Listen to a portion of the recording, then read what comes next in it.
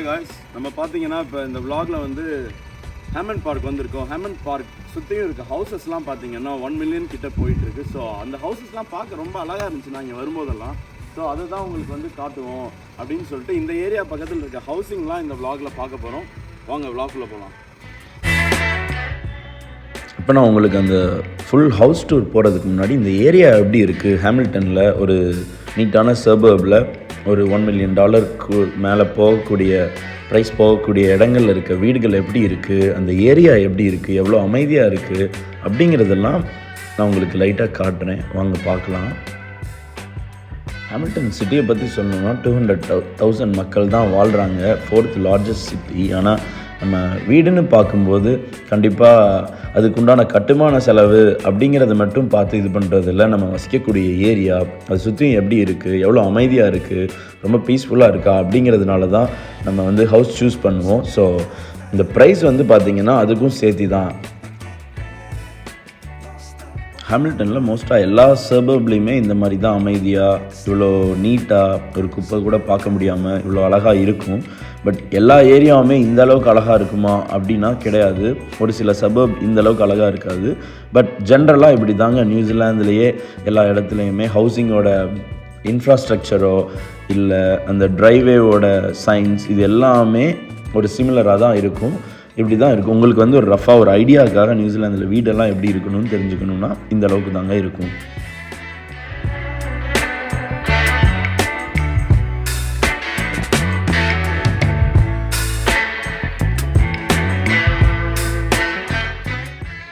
இப்போ நீங்கள் பார்த்துட்ருக்க இடம் பார்த்தீங்கன்னா ஹேமில்டன்லேயே கொஞ்சம் அவுட்டரில் இருக்கக்கூடிய என்னோடய ஃப்ரெண்டோட வீடு தான். அங்கே இந்த வீடு சேல் போட்டிருக்காங்க 2.5 மில்லியன். பாருங்கள் வியூலாம் எப்படி இருக்குது இங்கேருந்து அப்படின்னு. இந்த vlogல இன்னும் நம்ம ஹேமண்ட் பார்க் பக்கத்தில் இருக்க வீட்டெல்லாம் நிறையா பார்க்கலாம். இப்போ நம்ம இருக்க ஏரியா தாங்க நம்மளோட ஹேமண்ட் பார்க். நம்மளோட ரிவரை ஒட்டியே வைக்கட்டோ ரிவரை ஒட்டியே இருக்கக்கூடிய வீடுகள் தான் இதெல்லாம். வைக்கட்டோ ரிவரை ஒட்டியே இருக்கக்கூடிய வீடுகள்னு பார்த்திங்கன்னா ஹேமில்டனில் நிறையா ஏரியா இருக்குது. பட் நான் ஹேமண்ட் பார்க்குங்கிற ஏரியா பக்கத்தில் இருக்க வீடுங்கள்லாம் எப்படி இருக்குது அப்படின்னு இந்த vlogல காட்டுறேன். இப்போ நியூசிலாந்தை பொறுத்த வரைக்கும் பார்த்திங்கன்னா அங்கங்கே ஓப்பன் ஹோம்ஸ்ன்னு நடக்கும். அந்த ஓப்பன் ஹோம்ஸ் வந்து இந்த ஏரியா பக்கத்துலேயே ஒன்று போட்டிருந்தாங்க. அதை தான் சரி நான் வந்து உங்களுக்கு காட்டுவோம் அப்படின்னு சொல்லிட்டு இந்த வீட்டை வந்து நான் வந்து எடுத்திருக்கேன். வாங்க எப்படி தான் அந்த ஓப்பன் ஹோம் இருக்குது அப்படிங்கிறத போய் பார்க்கலாம். இப்போ நீங்கள் பார்த்துட்ருக்கிறது வந்து ட்ரைவே. யூஸ்வலாக எல்லா வீட்டுக்குமே வீடு உள்ளே தள்ளி இருந்தாலுமே அந்த ட்ரைவேல கார் போகிற அளவுக்கு இடம் இருக்கும். நம்ம ரோட்டு மேலேயும் கொஞ்சம் பார்க்கிங் இருக்கும். ஆனால் ட்ரைவே யூஸ்வலாக வீட்டு முன்னாடி போய் கார் பார்க் பண்ணுறதுக்கு நம்ம ட்ரைவே கண்டிப்பாக கொடுத்துருப்பாங்க. இப்போ இந்த வீடு தான் நம்ம பார்க்க போகிறோம். இந்த வீடு எப்படி இருக்குது அப்படிங்கிறத பார்ப்போம் வாங்க. இந்த வீட்டுக்கு முன்னாடி இருக்கிறது பார்த்திங்கன்னா 2 கேரேஜ் இருக்குது. அதுக்கு வெளியேவும் 2 கார் பார்க் பண்ணிக்கலாம். ஸோ 4 கார் பார்க் பண்ணுற அளவுக்கு இடம் இருக்குது. ஆப்போசிட் இருக்க வீடு பாருங்கள், அதுவும் அழகாக தான் இருக்குது. இப்போ வாங்க வீட்டுக்குள்ளே போய் டூர் பார்க்கலாம் எப்படி தான் இருக்குது அப்படின்னு.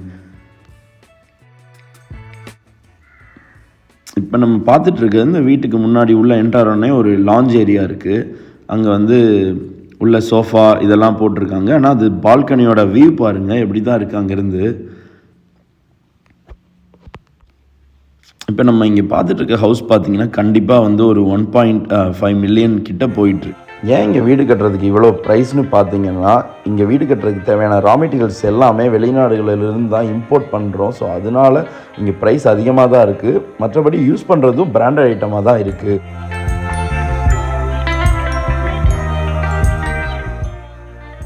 இப்போ நீங்கள் பார்த்துட்ருக்க இடம் வந்து வீட்டுக்கு வெளியே இருக்க ஒரு லாஞ்சு. மோஸ்ட்டாக எல்லாமே பார்த்திங்கன்னா வுட்டால் தான் மேக் பண்ணியிருக்காங்க. மற்ற இடம் எல்லாமே கிளாஸஸ் தான். கிச்சன் பாருங்கள், ஒரு மாடர்ன் கிச்சன் ரொம்ப அழகாக செட் பண்ணியிருக்காங்க. மைக்ரோவேவ், டிஷ்வாஷிங், பார்பக்யூ எல்லாமே மோஸ்ட்டாக எல்லா கிச்சன்லேயுமே இருக்கும். இந்த வீடு வந்து 2 ஃப்ளோராக இருக்குது. நம்ம இப்போ பார்த்துட்ருக்கிறது வந்து கிரவுண்ட் ஃப்ளோரு. அங்கேயே உங்களுக்கு 2-3 லாஞ்ச் ஏரியா இருக்குது. கண்டிப்பாக இது வந்து ஒரு பெரிய ஃபேமிலி கூட இருக்கலாம். இது அப்படியே கீழே இருக்க ஏரியாலேயே பின்னாடி கார்டன்ஸ் பாருங்கள். ரோஸ் பூ அவ்வளோ பூத்து குலுங்கிட்டு இருக்குது. பின்னாடியே மேண்ட்ரின்ஸ் மரம் இருக்குது. இது தாங்க வீட்டோட இன்னொரு பக்கம் அமைப்பு. இப்படி தான் இருக்கும்.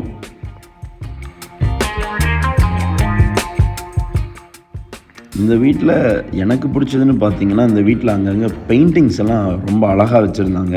அதுக்கப்புறம் அவங்க வீட்டை செட் பண்ண விதம் ரொம்ப அழகாக இருந்துச்சு. இப்போ வாங்க அப்படியே மேலே போயிட்டு மேலே இருக்க ரூம்ஸ் எல்லாம் எப்படி இருக்குது, அங்கே வியூ எப்படி இருக்குது அப்படிங்கிறதெல்லாம் பார்க்கலாம். இங்கே நீங்களே பார்த்துருப்பீங்க, ஸ்டெப்ஸு எல்லாமே வுட்டில் தான் செஞ்சுருப்பாங்க. இந்த பெட்ரூம் ரொம்ப அழகாக செட்டப் பண்ணியிருந்தாங்க. ஒரு மாஸ்டர் பெட்டு, ஒரு 2 சேரு, கீழே கார்பெட்ஸ் பார்த்தீங்கன்னா நீங்கள் சூஸ் பண்ணும்போது கண்டிப்பாக அதை கலர் வந்து அழுக்காகாத மாதிரி ஒரு கார்பெட் சூஸ் பண்ணணும். அதுவும் ரொம்ப அழகாக இருக்கிற மாதிரியும் இருக்கணும். பாத்ரூம் பாருங்கள்.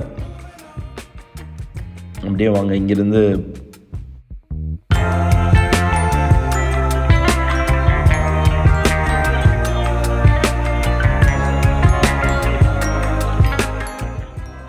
இந்த வீட்டில் எனக்கு பிடிச்சிருந்து பார்த்தீங்கன்னா எல்லா இடத்துலையுமே இருந்து உங்களுக்கு பால்கனியிலேருந்து வியூ நல்லா இருந்துச்சு. ஒரு இடத்துலேருந்து கார்டன் வியூவும், ஒரு இடத்துல இருந்து அந்த பக்கம் இருக்க வீடுங்களோட வியூவோ எல்லாமே அழகாக இருந்துச்சு. இப்போ நீங்கள் பார்த்துட்ருக்கிறது மேலேயே இருக்க ஃப்ளோர்லேயே இன்னொரு பெட்ரூமு. அதில் இருக்க பெயிண்டிங்ஸும் அழகாக தான் இருந்துச்சு. இதில் இருக்க வியூ பாருங்கள் எப்படி தான் இருக்குன்னு. சுற்றியும் பசுமையாக, வீட்டை சுற்றியும் மரங்களும் புல்வெளியும் ரொம்ப அழகாக இயற்கையாக இருக்குது. இப்போ நம்ம பார்த்துட்டு இருக்கிறது மேல் ஃப்ளோர்லேருந்து ஒரு டாய்லெட் அண்ட் வாஷ்ரூம் எப்படி இருக்குன்னு பாருங்கள். இப்படி தான் ஜென்ரலாக நியூசிலாந்தில் ஒரு வாஷ்ரூம் அண்ட் டாய்லெட் செட்டப் இப்படி தான் இருக்கும்.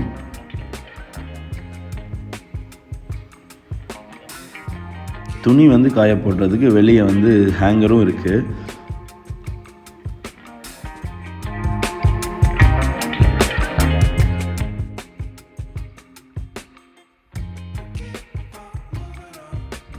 இந்த ரிவர் வியூ பார்த்தீங்கன்னா நம்ம பார்த்துட்டு இருந்த வீட்டில் இருந்து வந்து பக்கம் தான், ரொம்ப வாக்கிங் டிஸ்டன்ஸ் தான். ஸோ யூஸ்வலாக இங்கே வந்து வாக் பண்ணலாம், அதெல்லாம் ரொம்ப லெஷருக்கு நல்லாயிருக்கும். எப்பயுமே ஈவினிங் வாக்ஸ் இங்கே பண்ணுறதுக்கு பீப்புளுக்கு வந்து பிடிச்சிருக்கும், அதனால் அது எப்பயுமே பண்ணுவாங்க. அதுக்கப்புறம் பார்த்தீங்கன்னா இங்கே ரொம்ப ரெஃப்ரெஷிங்காக இருக்குது, ஃப்ரெஷ் ஏரு.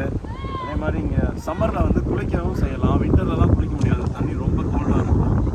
ஸோ ஸ்விம் பண்ணுறதுக்கு ஒரு நல்ல பீச் மாதிரியே தான் இருக்குது. அது ஃப்ரெஷ் வாட்டர் ரிவர்னால பீச் மாதிரி உப்பு தண்ணி அவ்வளோலாம் இருக்காது. ஸோ இடம் பார்த்தீங்கன்னா அவ்வளோ அழகாக இருக்குது. இப்போ நீங்கள் நான் பேசின இடம் பார்த்துருப்பீங்க, வைக்கட்டோ ரிவரு. அதுக்கு பக்கத்துலையும் இந்த மாதிரி பார்க்கு, இந்த மாதிரி ஏரியா வந்து நியூசிலாந்தில் எல்லா ஏரியா பக்கத்துலேயுமே இருக்கும். ஸோ கண்டிப்பாக நியூசிலாந்து வந்து ப்ரைஸஸ் பார்த்தீங்கன்னா ஹவுசிங் ப்ரைஸஸ் அதிகம்தான். இந்த ப்ரைஸஸ் அதிகங்கிறத காட்டிலும் இங்கே இருக்கிற அந்த அமைதியும் அந்த இயற்கைக்கும் எவ்வளோ கொடுத்தாலுமே கண்டிப்பாக இருக்கலாம் அப்படின்னு தாங்க தோணும். கண்டிப்பாக உங்களுக்கும் இந்த வீடியோ பிடிச்சிருக்குன்னு நினைக்கிறேன். வீடியோவை லைக் பண்ணுங்கள், ஷேர் பண்ணுங்கள் மற்றும் சேனலை மறக்காமல் சப்ஸ்கிரைப் பண்ணுங்கள். நன்றி, வணக்கம். மேலும் நிறையா வீடியோஸோட சந்திப்போம்.